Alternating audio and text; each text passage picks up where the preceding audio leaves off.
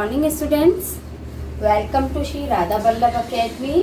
Subject Hindi, chapter अपना second. आप लोगों को पता है कि मैंने ये काव्य खंड का जो सेकंड चैप्टर है वाक, और इनकी जो कवित्री हैं, कवित्री ललधत हैं।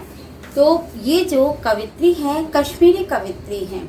जिस तरह से कबीरदास जी के दोहे होते हैं, तुलसीदास जी के पद होते हैं, रसखान के सवैये हैं, ऐसे ही इन कश्मीरी कवि ललधत के वाक हैं। ठीक है, और इन्होंने अपने हर एक वाक में ईश्वर प्राप्ति के लिए किए गए प्रयत्न, ईश्वर प्राप्ति के लिए जो भी रुकावटें होती हैं उनके बारे में उन्होंने अपने इन वाक में उनकी व्याख्या की है। यानी कि ईश्वर की भक्ति करने के लिए हमेशा प्रयत्न करते हुए उन्होंने अपने इन वाकों में लिखा है। 3 वाक मैं आपको एक्सप्लेन कर चुकी हूँ, और अपना जो 4th वाक है थल थल में, पूरा आपका ये है, थल थल में बसता है शिव ही, भेद न कर क्या हिंदू मुसलमान, ज्ञानी है तो स्वयं को जान, वही है साहिब की पहचान। तो अब इन पंक्तियों का मैंने संकेत लिखा है। संकेत का मतलब होता है first word then last word. ठीक है, संकेत के बाद अब मैं इसका भावार्थ यानी व्याख्या करके बताऊंगी। व्याख्या करने से पहले इस पद में यानी इस वाक में जो डिफिकल्ट वर्ड्स आते हैं तो उसके अर्थ आपको याद करना और समझना बहुत ज़रूरी है। और आपके इस 4th जो वाक है उसमें जो डिफिकल्ट वर्ड्स हैं वो हैं आपके थल थल यानी जगह, इसको स्थान भी कह सकते हैं, शिव को भी ईश्वर कहा गया है इसमें, और साहिब को भी ईश्वर यानी भगवान कहा गया है। तो इस वाले पद में, इस वाले वाक में कवित्री ने ईश्वर के मतलब ईश्वर को सब जगह व्याप्त है इस बात पर प्रकाश डाला है, ईश्वर के कल्याणकारी रूप में। ठीक है, तो सबसे पहले मैं एक एक पंक्ति पढ़ूंगी और फिर उसके अर्थ की व्याख्या करूंगी। थल थल में बसता है शिव ही। थल थल का मैंने आप लोगों को बताया था स्थान और जगह। तो इसमें जो कवित्री हैं वो परमात्मा को कल्याणकारी मानती हैं, ये तो आपको बताया मैंने कि उनका मानना है कि जो ईश्वर है उसी की भक्ति करके मनुष्य का कल्याण संभव है। ठीक है, तो वह परमात्मा को कल्याणकारी मानती हैं, और वो कहती है थल थल में बसता है शिव, यानी कि जो शिव यानी ईश्वर है वो हर स्थान पर विद्यमान है। यानी कि कण कण में, हर स्थान पे, हर जगह पर शिव यानी भगवान विद्यमान है। भेद न कर क्या हिंदू मुसलमान, इसलिए हिंदू और मुसलमान को, हिंदू और मुसलमान जो अपन संप्रदाय यानी कि अपन ने धर्म बना लिए हैं, तो इसलिए हिंदू हो या मुसलमान उसे अपनाने में मनुष्य को कभी भी कोई भेदभाव नहीं करना चाहिए। तीसरी लाइन है ज्ञानी है तो स्वयं को जान। इसमें जो कवित्री हैं उन्होंने ज्ञानी मनुष्य को संबोधित करते हुए कहा है कि हे मनुष्य या हे ज्ञानी, अगर तू सच्चा ज्ञानी है, अगर तुझमें थोड़ी सी भी समझदारी या ज्ञान की बातें विद्यमान हैं तो वही तो स्वयं को जान। ज्ञानी है तो स्वयं को जान, यानी अगर तू ज्ञानी, सच्चा ज्ञानी है तो सबसे पहले स्वयं को पहचान। स्वयं को पहचान, अपने आत्मा रूप को पहचान, मतलब अपनी जो आत्मा है उस रूप को पहचान, तभी वही है साहिब से पहचान। यानी ये आत्मा ही जो है, जो आपकी अंतर आत्मा है, ये ही परमात्मा से मतलब परमात्मा को जान सकते, इस आत्मा के माध्यम से ही। कहने का मतलब ये कि ये आत्मा से ही परमात्मा को जाना जा सकता है। तो ये तो इसका जो शब्द कवित्री ने अपनी लाइन में जो मतलब पंक्तियों में जो कहा है उसका मैंने अर्थ बताया है। कहने का मतलब तात्पर्य केवल ये है, इस वाक में कवित्री ये कहना चाहती हैं जो ईश्वर है वो सब जगह व्याप्त है, प्रत्येक मनुष्य में, प्रत्येक व्यक्ति की आत्मा में विद्यमान है। इसलिए हमें कभी भी सांप्रदायिक रूप से हमें कभी भी भेदभाव नहीं करना चाहिए। जैसे हमने संप्रदाय बांट लिए ना, हिंदू और मुसलमान को हमने 2 धर्मों में बांट लिए, 2 संप्रदाय बना लिए हैं, तो कभी भी हमें हिंदू मुसलमान में संप्रदायों में उसमें भेदभाव नहीं करना चाहिए। और ये भी वो बताना चाहती है कि अगर तुम ज्ञानी हो, तुम्हारे अंदर ज्ञान है, तुम सच्चे ज्ञानी हो, तो ये ज्ञान से ही तुम्हें तुम्हारे आत्मा का रूप पहचानोगे तुम, और यही आत्मा जो है वो तुम्हें परमात्मा से मिलने का साधन बनेगी, तभी तुम ईश्वर को जान सकते हो। तो इसमें जो कवित्री हैं उन्होंने शिव को भगवान कहा है, और शिव का अर्थ होता है कल्याणकारी। ठीक है, इसके बाद कवित्री ने ज्ञानी मनुष्य को इन पंक्तियों में प्रेरणा भी दी है कि वो अपने भीतर के ज्ञान को पहचाने और अपने जो भीतर स्थित जो आत्मा है उसको पहचाने और उसके वास्तविक स्वरूप को जाने, तभी हमें ईश्वर प्राप्त होंगे। फिर अगली पंक्तियों में उन्होंने आत्मा को जानने के बाद ही परमात्मा के बोध होने की बात कही है। कवित्री ने हिंदू और मुसलमान दोनों में ही शिव के होने का, उन्होंने ये कहा है कि हिंदू और मुसलमान दोनों को ही शिव की आराधना करने के लिए प्रेरित भी किया है। ठीक है, और उन्होंने ईश्वर का प्रत्येक स्थान पर होना भी बताया है। ठीक है, तो इसमें इस वाले वाक्य में पूरी तरह से ईश्वर का कण कण में व्याप्त होना बताया है।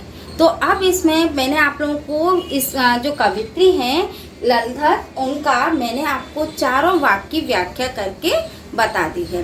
उन्होंने चारों ही वाक्यों में अपने ईश्वर प्राप्ति के लिए किए गए प्रयत्नों के बारे में बताया है, और हम अपना जो समय व्यतीत कर देते हैं सांसारिक भोगों में, तो उन भोगों में और जो त्याग और जो अपना त्याग में दोनों में संयम रखने के लिए भी बताया, अपनी इंद्रियों पे संयम रखने के लिए, और समभाव करके ईश्वर की भक्ति करने के लिए भी कहा गया है।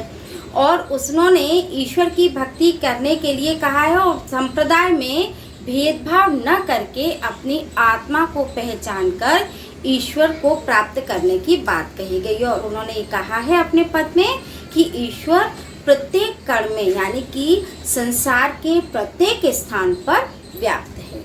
तो मैंने आपको ये चारों वाक्य एक्सप्लेन किए हैं।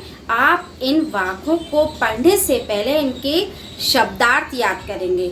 शब्दार्थ याद करने से वो कठिन शब्द जो होते हैं उनका अर्थ समझने में आपको आसानी होती है, और आपको उससे फिर अर्थ पूरी तरह से स्पष्ट हो जाता है। अब मैं इन वाक्य के जो भावार्थ हैं उनके PDF बनाकर भेजूंगी। वो PDF आप पहले नोट डाउन करेंगे, देन उनको साथ के साथ लर्न भी करेंगे।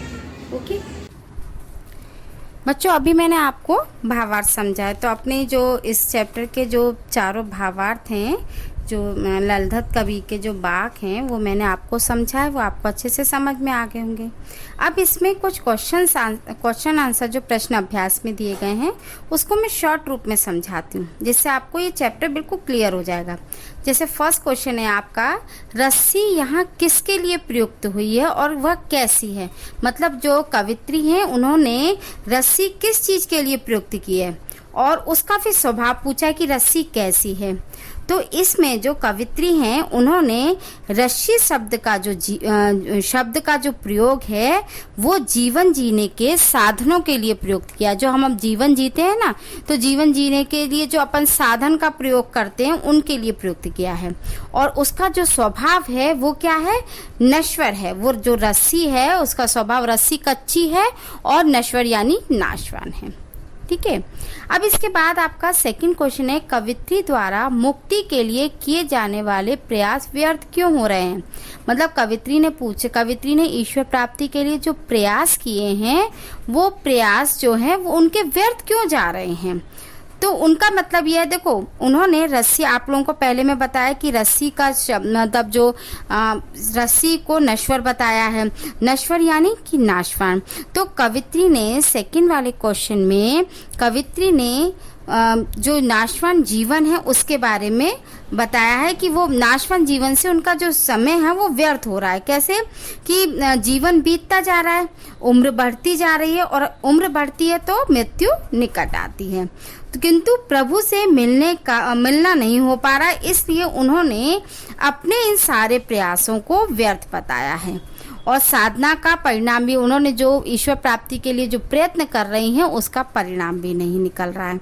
तो इस तरह से कवित्री ने जो कवित्री द्वारा मुक्ति के लिए किए जाने वाले प्रयास इसलिए क्योंकि उम्र बढ़ रही है, जीवन बीत रहा है और मृत्यु निकट आ रही है, लेकिन प्रभु का मिलन नहीं हो पा रहा, इसलिए उन्होंने इन सारे जो सारी साधना है, जो उनके प्रयास है, उनको व्यर्थ होना बताया है। और कवित्री का घर जाने की चाह से क्या तात्पर्य? घर जाने की चाह मतलब ईश्वर से मिलना, ये तो सबको समझ में आ रहा है, ठीक है। अब भाव स्पष्ट है, जेब टटोली कौड़ी न पाई। अब जेब टटोली कौड़ी ने, इसका मतलब यह है कि कवित्री मतलब ऐसा अनुभव कर रही हैं, उन्हें ऐसा अनुभव हो रहा है कि वह जीवन भर हठ योग साधना करती रही, यानी सांसारिक मोह माया में लिप्त रही, किंतु उन्हें कोई सफलता नहीं मिली। और जब तो बाद में उन्होंने जब इस सांसारिक मोह माया से मुक्त होने के लिए ईश्वर को जो उतराई देनी है, इसमें एक बात बताई गई, जेब टटोली कौड़ी न पाई, मतलब आपने देखा इस भाव सागर को पार करने के लिए उन्होंने ईश्वर को बताया है। तो जब ईश्वर की हमने आराधना ही नहीं करी, कोई कार्य ही अच्छा नहीं किया, उनकी भक्ति ही नहीं करी, तो लास्ट समय यानी कि अंत समय में जब उन्होंने इस भव सागर से पार करने पर ईश्वर को कुछ उतराई देने का जब समय आया, यानी कि कुछ देने का समय आया, तब उनके हाथ में कुछ भी नहीं था। तब उनको जेब खाली समझ में आई कि मेरी तो जेब खाली ही, ठीक है। इसके बाद आपका सेकंड है, खा खा कर कुछ पाएगा नहीं, न खाएगा बनेगा अहंकारी। इसमें कवित्री ने मनुष्य को भोग कर करके अपना शरीर नष्ट करता है। कवित्री कहती है कि मनुष्य जो है वो भोग कर करके अपना शरीर ही नष्ट करता है, उसे कोई उपलब्धि प्राप्त नहीं होती है और वह इस भोग में लिप्त होकर स्वयं को सबसे ऊंचा मानने लगता है और वह ईश्वर प्राप्ति के लिए केवल ईश्वर भक्ति मतलब उसे जब ईश्वर भक्ति करनी चाहिए तो वो ईश्वर भक्ति के मार्ग से भटक जाता है। तो इसमें कवित्री ने इसमें बताया है कि भोग यानी कि जो भोग विलासता में जो डूबे रहते हैं, अपने जीवन को जीने में लिप्त रहते हैं और ईश्वर की आराधना नहीं करते हैं, उनको कहा है कि त्यागी, तपस्वी, व्रती, महात्मा, अहंकारी हो जाते हैं। तो वह स्वयं को अपने से ऊंचा मानने लगते हैं और वो ईश्वर भक्ति से भटक जाते हैं। तो यानी कि न खाकर बनेगा अहंकारी। पहली पंक्ति का आशय खा खा कर कुछ पाएगा नहीं, इसका मतलब है कि वह भोग कर करके अपना शरीर नष्ट कर रहा है, उसको कोई उपलब्धि प्राप्त नहीं हो रही है और वो ईश्वर से दूर हो रहा है। न खाकर बनेगा अहंकारी, अगर वो भोग छोड़कर मतलब इस उपलब्धियों को मतलब भोग करने में लिप्त अगर उसको छोड़कर अगर वो तपस्वी, व्रती, महात्मा बनता है तो फिर उसके स्वभाव में अहंकार आ जाता है और वो अपने को सबसे ऊंचा मानने लगता है, तो फिर वो ईश्वर भक्ति से भटक जाता है। इतना समझ में आ गया।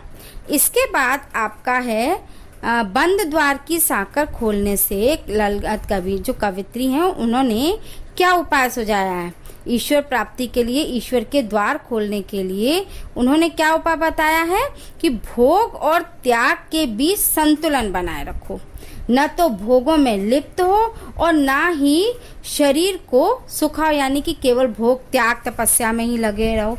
बीच का मार्ग अपनाओ यानी मध्यम मार्ग अपनाओ, तभी ईश्वर से मिलने के मार्ग खुल जाएंगे। अगला आपका क्वेश्चन है, ईश्वर प्राप्ति के लिए बहुत से साधक हठ योग जैसी कठिन साधना भी करते हैं लेकिन उनसे उनकी लक्ष्य प्राप्ति नहीं होती, तो इस भाव किन पंक्तियों से व्यक्त हो रहा है?